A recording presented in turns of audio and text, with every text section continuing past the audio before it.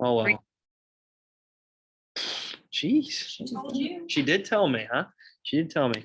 All right, guys. So real quick. Let's see if anybody's joining yet. Nope, no one yet. Okay. I like you guys to open your books. Open your books. So we're going to introduce sociology to you right now. And we're going to talk a little bit about some perspectives, obviously, in sociology. I think it's going to be important. We will have a bell ringer, and I will introduce the vocab. I'll tell you about the vocab here soon. All right. So hopefully your collage, don't yell at me about collages here. I'm not informed about collages, obviously. Well, hopefully that's going well. That will be Friday, those presentations. So have those ready to go. Who knows? Maybe I'll have one for you. Just got to look through my old pictures. My old pictures. Oh, man. Yes. Are you kidding me? You better bring that other one back. All right, back there, right in the back. So, guys, on page 2. Okay. Well, it's technically page 3, but I like you to look at sociological perspective there.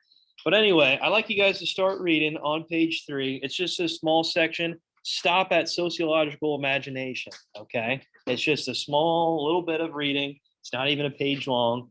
I'd like you to stop before we get to sociological imagination. All right. Sounds good. Okay. You are struggling today, buddy. A little bit worse than I am. Wow. I'm sorry. Hey, we all are, buddy. We all are. Something new, right?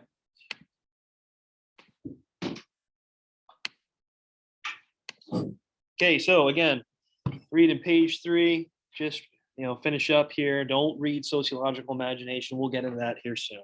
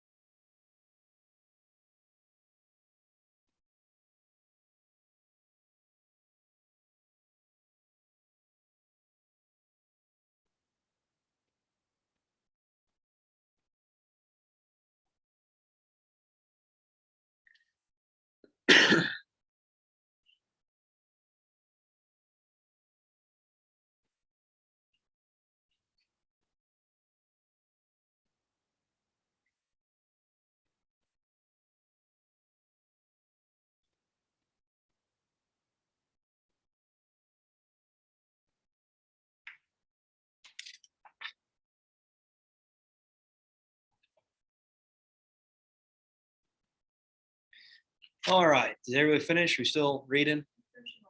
Okay, my bad. Oops, sorry.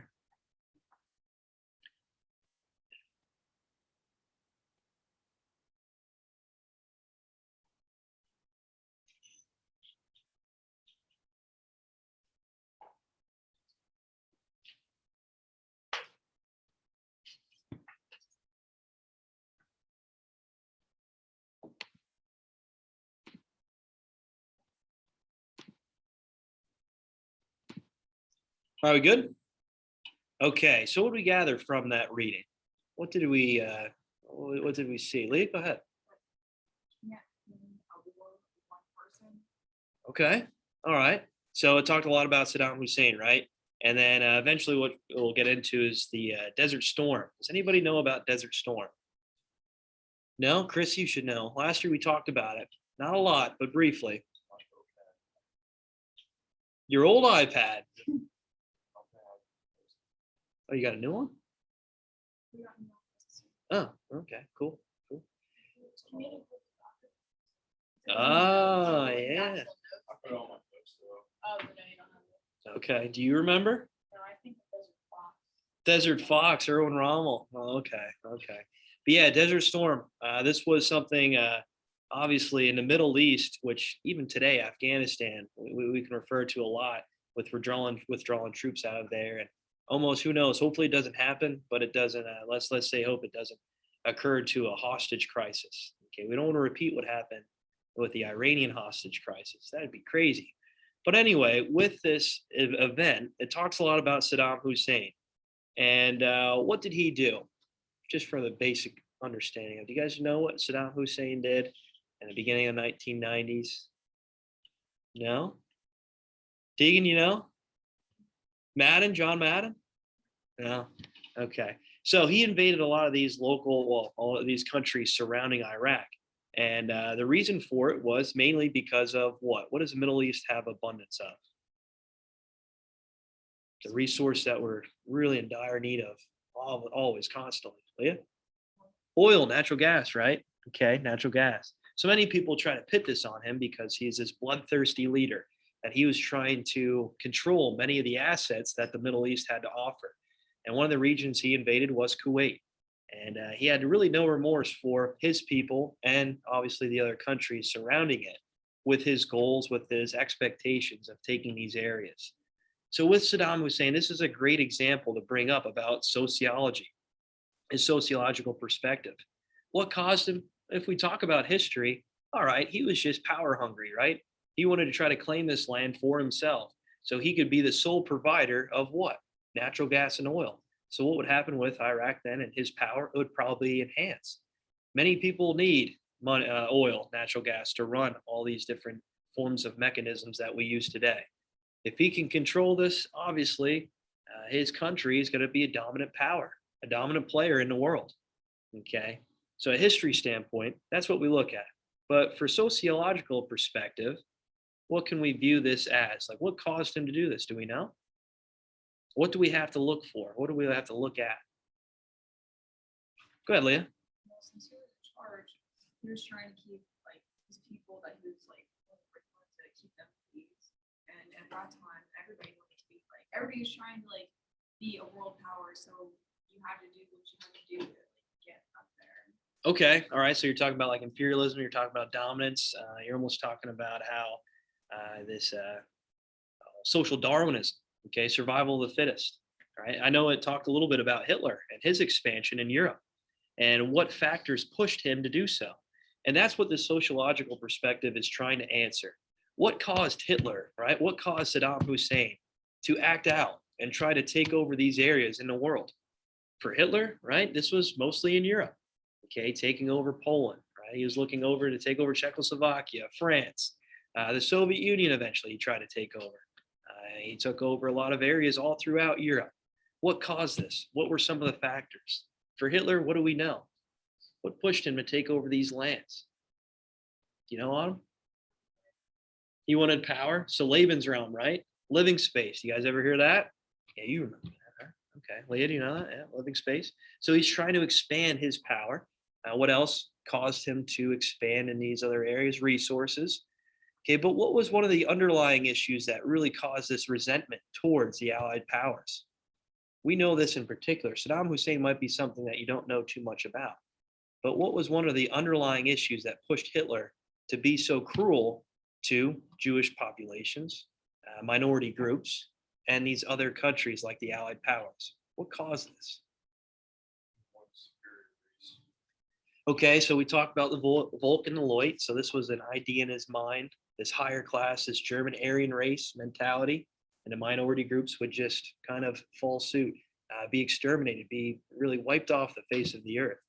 Okay, that's one thing in Mein Kampf that he wrote about. What else? Brianna?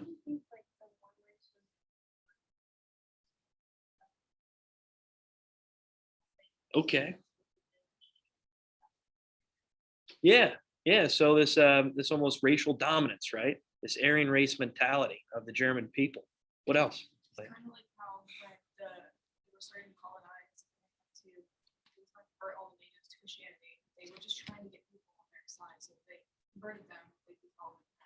Yeah. Okay. Good. So you're bringing that example in with religious beliefs. Okay. How to convert these people to their religion, and they were viewed by their God that's what they needed to do. Okay. Good. But with Hitler especially, what did the Allied powers do to him that caused him to try to retaliate, to seek revenge? You guys remember? It was right at the end of World War One. It was a treaty that was signed. Oh, okay, you remember, right? They did it in Yep. Treaty of no. Treaty of Madden? No. Treaty of Versailles. There you go. The Treaty of Versailles. Good job, Autumn. Good job. Yep. So with the Treaty of Versailles, what did that do to Germany at the end of World War One?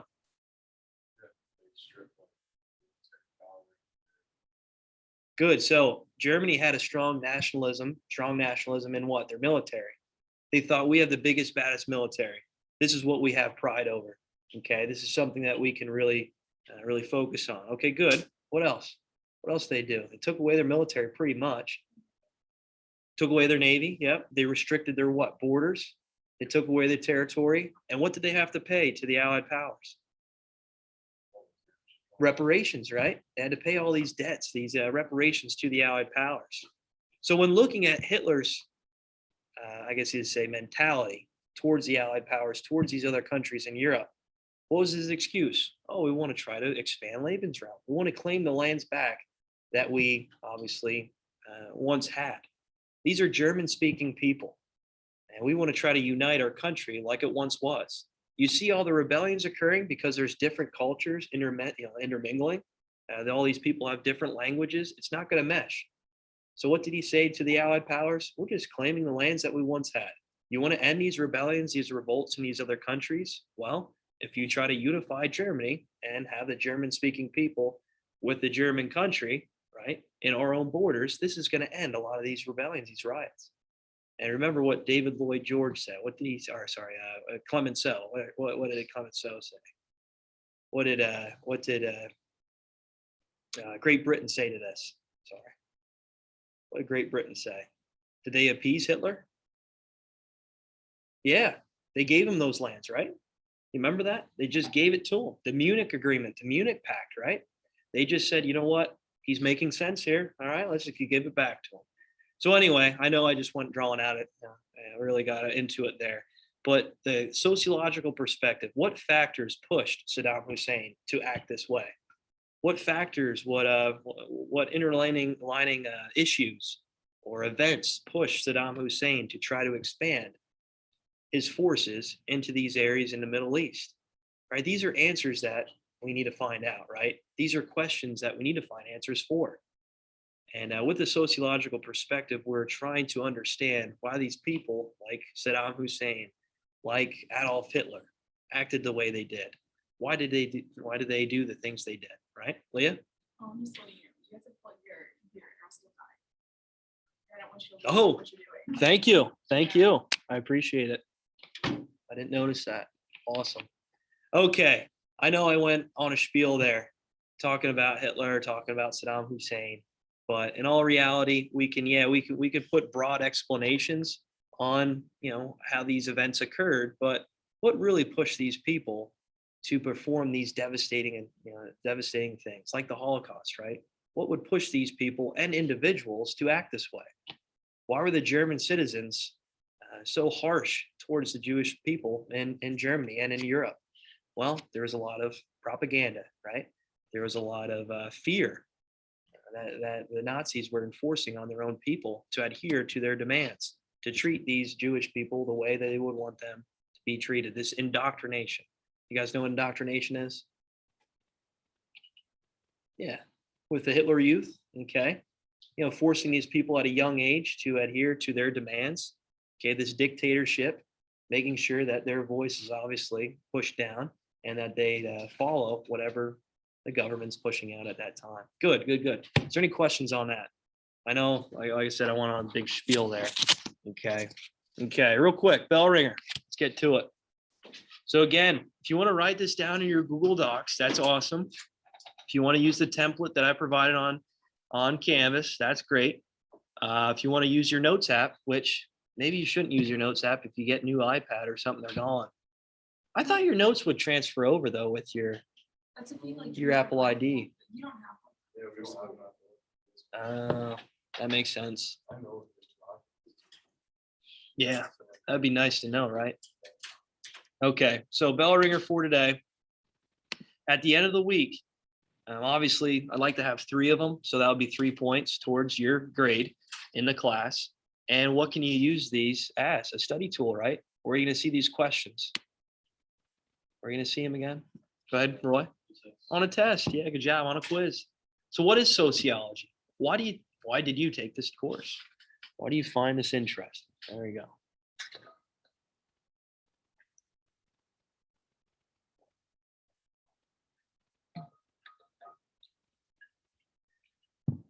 So I'll have a vocab term for you about the sociological perspective. That's really what we talked about. What influential factors pushed these people to act a certain way?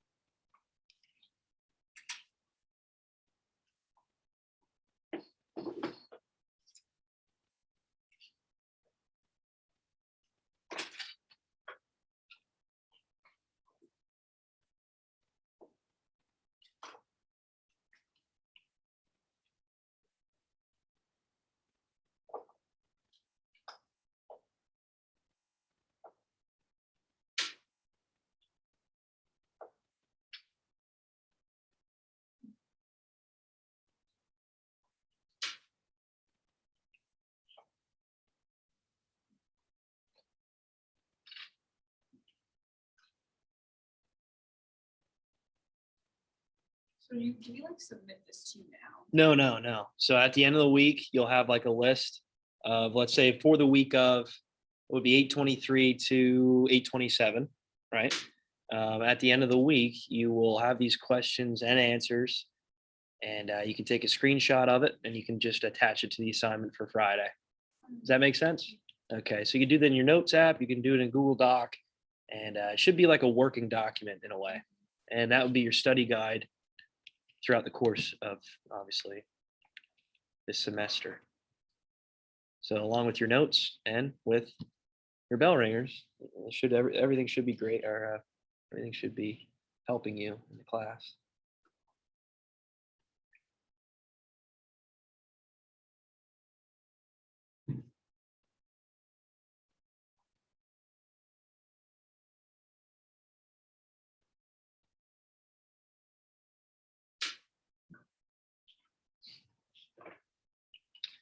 So I'll give you another minute to finish up here and we will discuss it. So write down the question, and with your answer, just don't put like 2 words down, right? Be descriptive.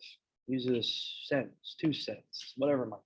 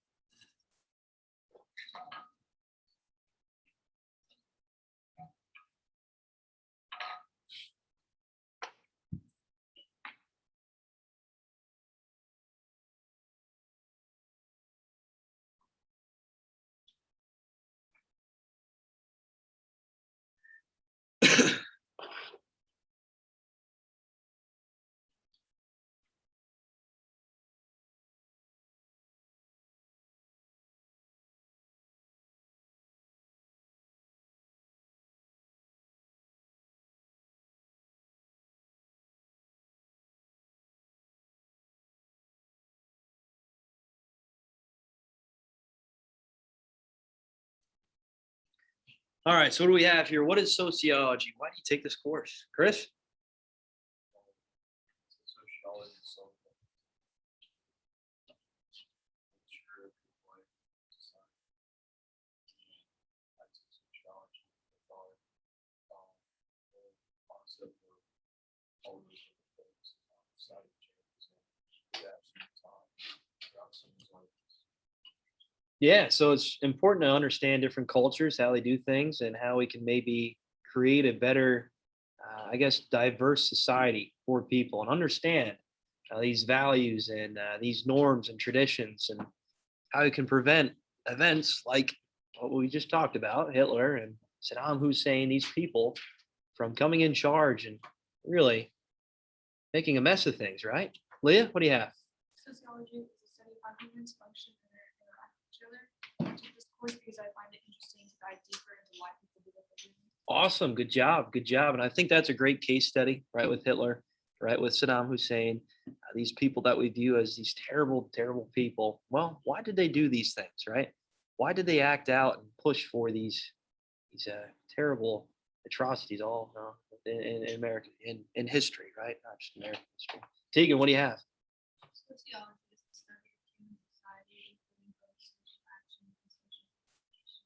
I think this sounds interesting to me, and I think about this so far.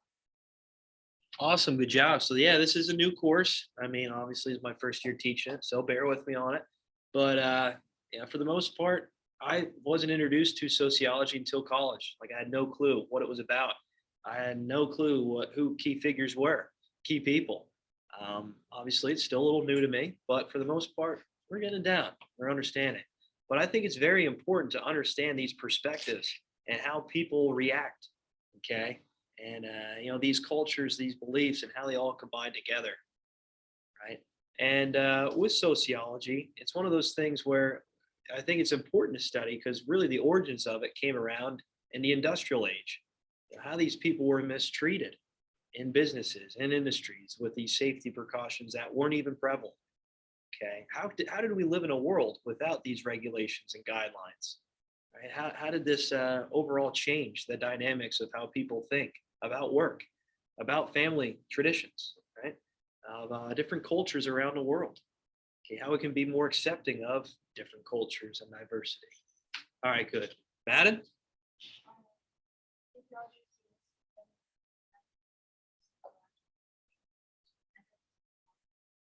is something I've never studied before.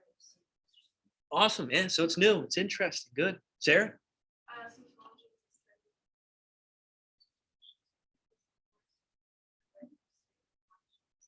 think and act the way they do based on also get college credit. There you go. Yeah, that's always good. That's always good. Again, hopefully it works with whatever institution you decide to attend to, right? That would be great. That would be great. Roy? sociology is the study of the way people interact. I took sociology because it's a college course that hopefully transferred over and it sounded interesting. All right. Yeah. So it's interesting. It's something new. And college credits would be nice. Brianna?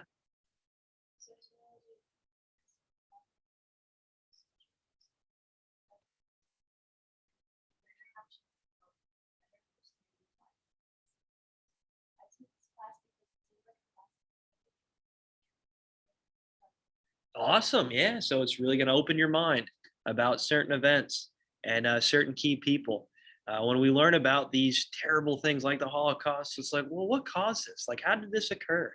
What was going through people's minds at that time, their perspective of the event, right? Good. Autumn? Sociology is a social science of social society students major, and then I took it. There you go. All right, good. Good job. Good job. Especially going to college, working in the business field, right? Moving forward in your life. It's good to know and understand different forms of, different groups, different languages, cultures, and how it can accept diversity. Good. Good. All right, real quick. Let's go. I'm just going to go over one slide today. That's it. I know today's pretty rough. I know this whole first week is. So real quick, actually, yeah, let's just go over this real quick. So with the slide, just gonna go over this. What is sociology? So it is a systematic study of human society. Okay. And with systematic, what does that mean? It's really just talking about these systems we have in place. Okay. Whether it is in the business field, whether it's athletics, whether it's entertainment. Okay. How we can see these certain platforms and we can understand different patterns and how we can apply this to our everyday life. Okay. So systematically, I'm sure you hear that term a lot. How our society is shaped, right? Does that make sense? So how our society is shaped, these principles that make our society. For the United States, I feel like we're really focused on entertainment, right? There's a lot of forms of entertainment that's out there that we really attach ourselves to, whether it's music, whether it's movies, okay, sports especially, right? I'm a big sports guy. How our system is obviously created. We will be talking about some terms like systematic racism. How does that play a role within our society? Okay. How we can view this viewpoint and this perspective and maybe break it down a little bit, right? We can break it down. All right. So, again, this is really just a basic understanding of what is sociology. You guys just answer that. Everybody is really around the same answer of understanding how people come together, group together, and what their traditions, norms, values, what all kind of comes together to understand a certain society or a group of people. All right, so why take sociology? Education, right? Liberal arts. So well-rounded as a person, you guys all said that, right? Many of you did already said that. So we could maybe view this as a way to accept diversity, understand different cultures and groups, really expand our knowledge on different perspectives around the world and how we can adhere to it. Maybe we can accept it a little bit more. What's up, Chris?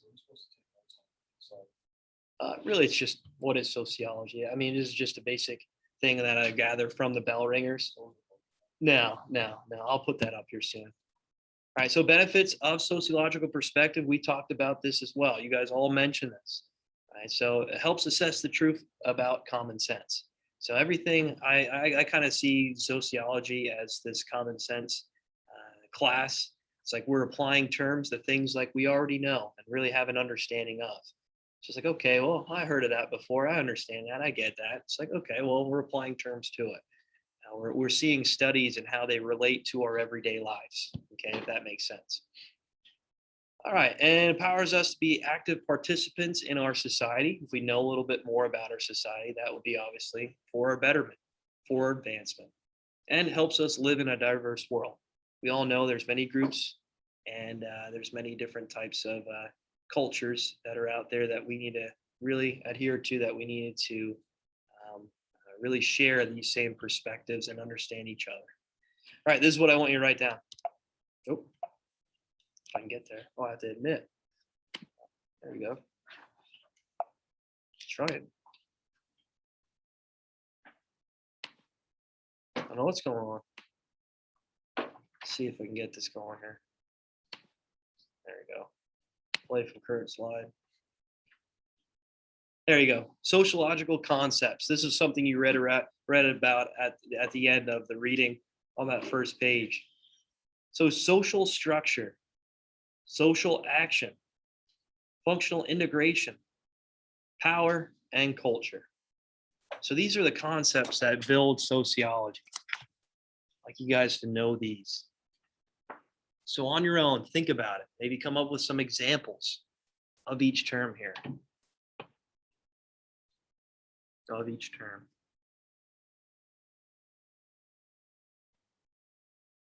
So we'll talk about this in a few minutes. Right when you jot this down, just think of a few examples if you have to. Look these terms up, right? Look these terms up.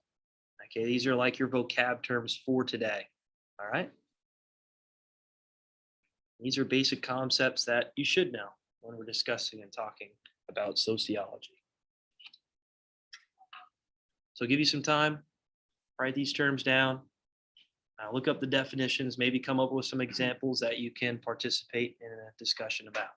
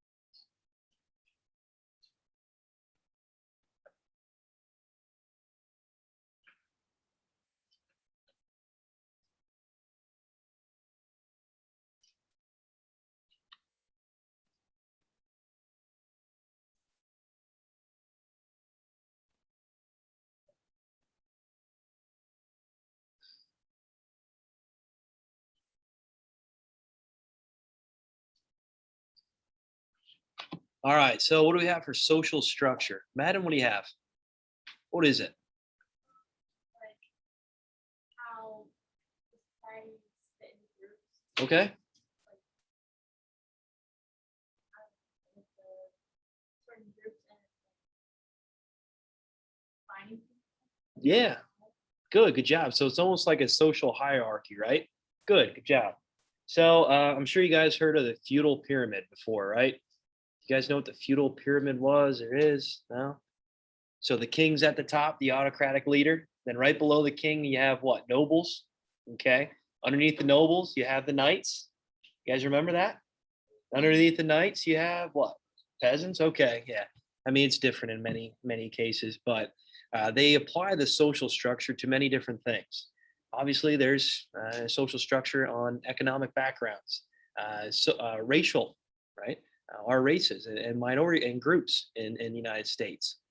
Okay, there's many different social structures that people believe are around, especially during the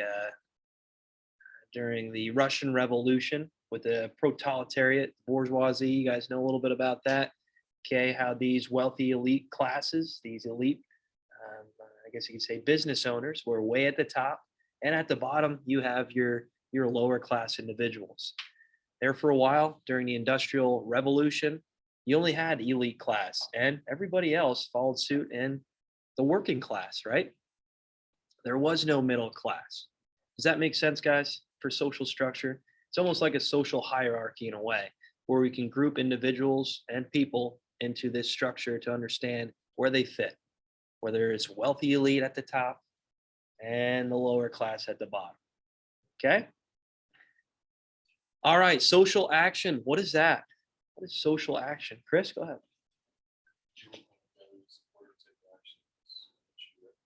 Awesome, good job. So a group of people that come together that try to, maybe fight for a purpose, fight for some sort of betterment in their life. Okay, good. Does anybody have any examples of social action?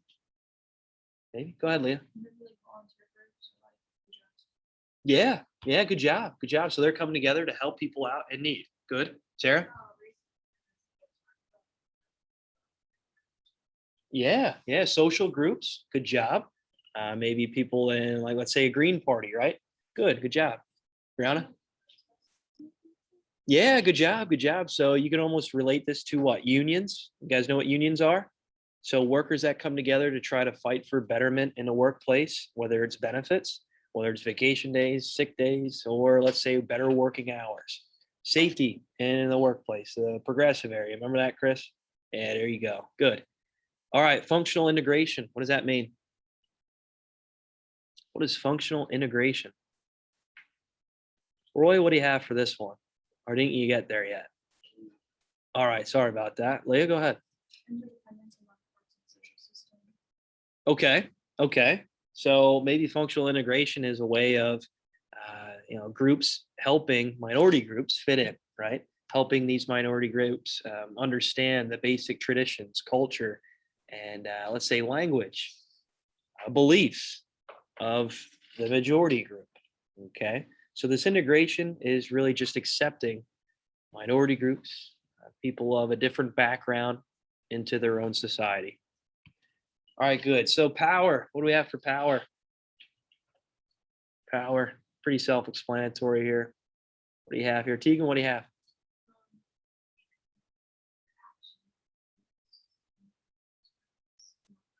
Yeah, so what example can you come up with for power in a social setting? So on a soccer field, who do you look for answers for?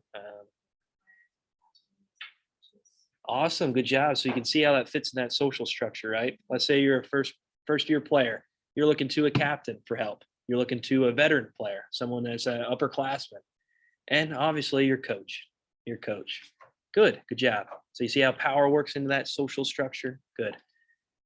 Culture. Last one here. Last one. And class is almost over. So Leah, go ahead. Languages, customs, belief, rules, arts, knowledge, and collective identity. Yeah, good job. So these are your basic forms of, let's say, language. It might be as basic as your diet, right? Your forms of traditions, your morals, your norms, your values. Okay, guidelines, rules. We all have these different forms of culture, not only in the world, like in different countries, but different areas like state.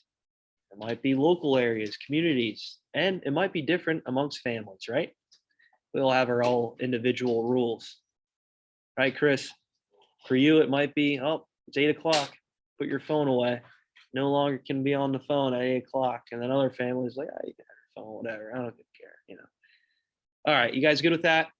All right. So again, social concepts. Make sure you guys remember these 5. They're very important. Good afternoon, everyone. And your understanding of that. Just for your That's all I got. Lunches today, yearbook students will be there to hand out yearbooks. So if you purchased a yearbook last